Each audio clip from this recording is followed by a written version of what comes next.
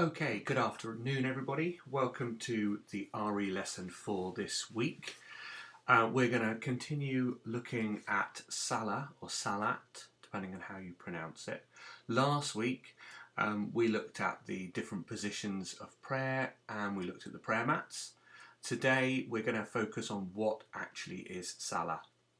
Okay, so we've got four objectives. What is Salah? Who is it for?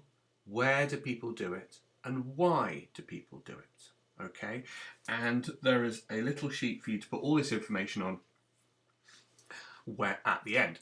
So what you're going to need from your pack is your piece of paper with a pillar, what looks like a column or a pillar going down the middle of the page. Now, if you have it with you as you watch the video, you can put in the information as you hear it and you can pause the video if you want to. Don't feel like you have to write everything down that I talk about, but just a few, as much as you can really. Or you can wait till the end and try and see what you remember, but it's completely up to you. Okay, so Salah is one of the 5 pillars of Islam. Okay, so we have Shadan and Hajj, Sawan, Zakan, and then Salah. Okay, what are these 5 pillars? Well, they are Shada is faith, showing faith. Saan is fasting. So there are times in the year when Muslims fast, which means that they don't eat or drink for a certain amount of time. You've got Salah, which is prayer. Zakah, which is almsgiving, which is when people who have lots give to the people that don't. Okay, that's actually part of their religion. And Hajj, which is a pilgrimage. So a pilgrimage is when you take a journey, a religious journey, to a particular place. So Christians do it to Jerusalem, and the Muslims or people of Islam, they go to Mecca, which is where they say that the Prophet Muhammad was born, and Muhammad is like the Muslim version of Jesus. So we're focusing on prayer today. So, as I said before, we want to know who, when, where, and why. And we're going to start with who and where. Okay, so here we've got some people praying at a mosque.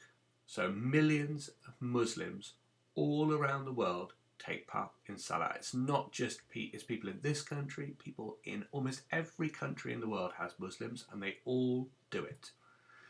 Men are encouraged to pray together, going to mosques. Women are encouraged to pray at home, although they are able to attend mosques as well. If they attend a mosque, they actually pray in a separate place. So men and women do not pray together, they pray separately. And it is compulsory from the age of 10 to pray, but many younger children join in as well. Compulsory means they have to do it. It is part of their religion. They are told to do it. Okay, so Muslims are encouraged to pray together.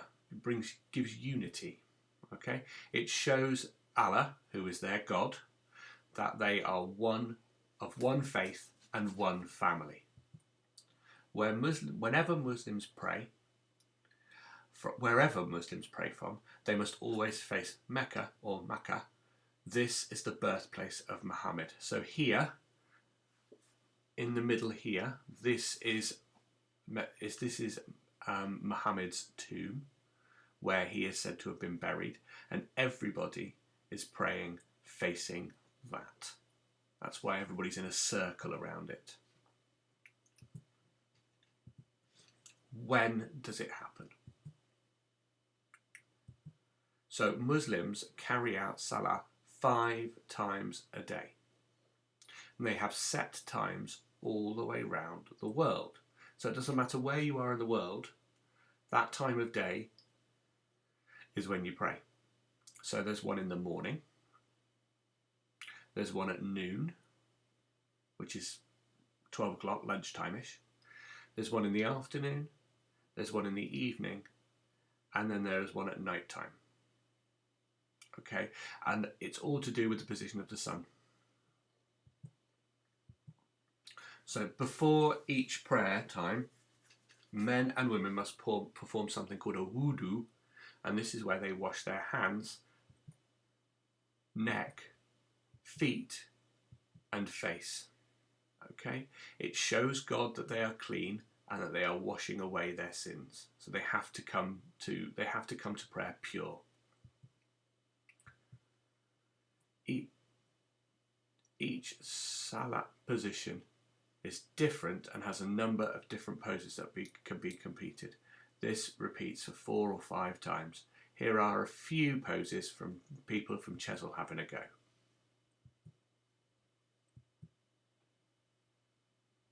So there are some of the poses. Why do Muslims carry out Salah? So why do they do it? So that is the symbol for Allah. So Muslims believe Allah, that God, Allah, created humans to worship him. There is no pictures of, they don't consider Allah to be a person.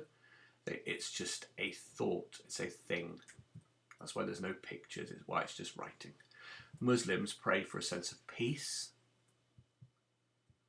And the Quran, which is the Islamic holy book, says men and women must pray. So the Quran is like their version of the Bible. Prayer shows humility to God. Humility means that they are humble, which means they believe that God is more powerful than them, is better than them, and they should believe what God says. Prayer shows respect to God, respecting somebody, believing in somebody, believing that they are better. It reminds Muslims that they are dependent on God, so without God they wouldn't be able to survive. It shows obedience. Obedience means to obey. So as they obey God, they do what he says. And the Quran is the guidebook on how to be the best Muslim we can be. That's what the Quran is. It's not just a selection of stories. It actually is a way of life. And that leads us to the end. So I'm just going to show you a video. We're going to watch the video, and then I want you, this is your sheet, okay? Once the video is finished, you can go away, and I want you just to write as much information as you possibly can. You can draw some pictures on here about Salah. So Salah is going to go on the pillar, and then you're going to write the information around it. But here's the video when it loads up.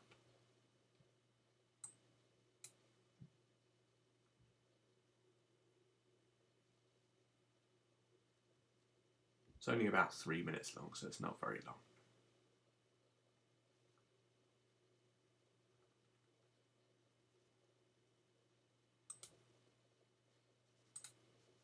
I remember when Mum took me and Marwan to the Regent's Park Mosque in London. It's the biggest mosque in Britain. There are mosques or prayer rooms all over the world, wherever there are Muslims. A great big chandelier hangs from the ceiling. It's all sparkly. It makes the prayer room bright and beautiful.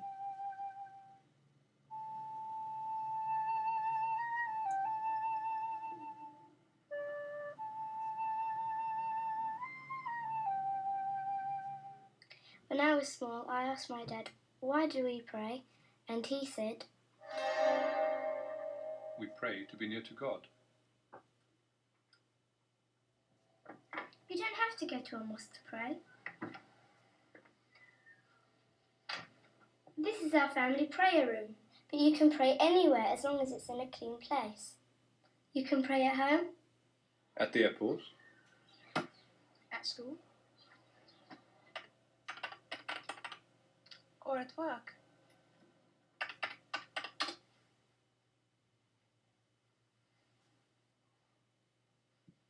Dad lays out the carpets for the evening prayer. Allahu Akbar. He makes the call to prayer.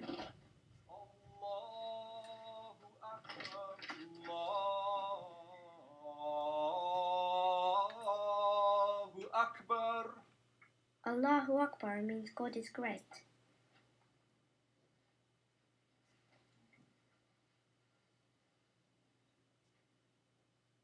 Allahu Akbar. Dad leads the prayer and we follow along. Allahu Akbar. Allahu Akbar. I don't know how and when I learnt to pray, but I do know that it makes me feel very special. Allahu Akbar.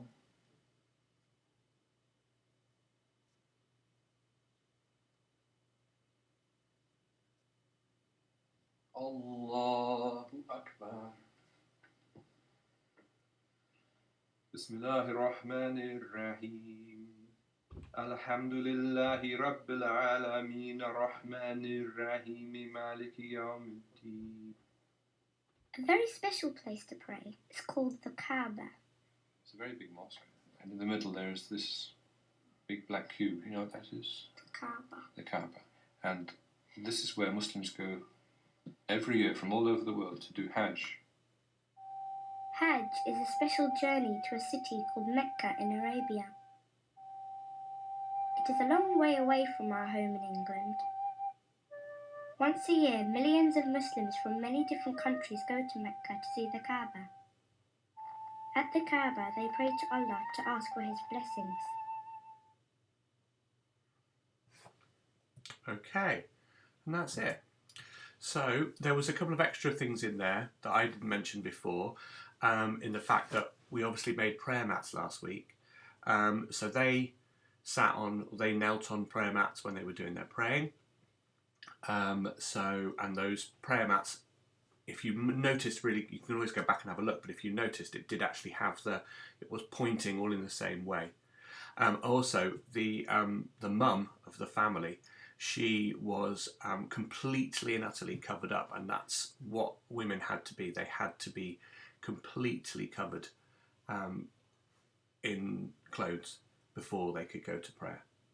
Okay, so that's it for today. Write as much information, draw pictures on your sheet as possible, and then hand it in back to me and I can stick it into your RE books. Okay, good luck everybody, well done.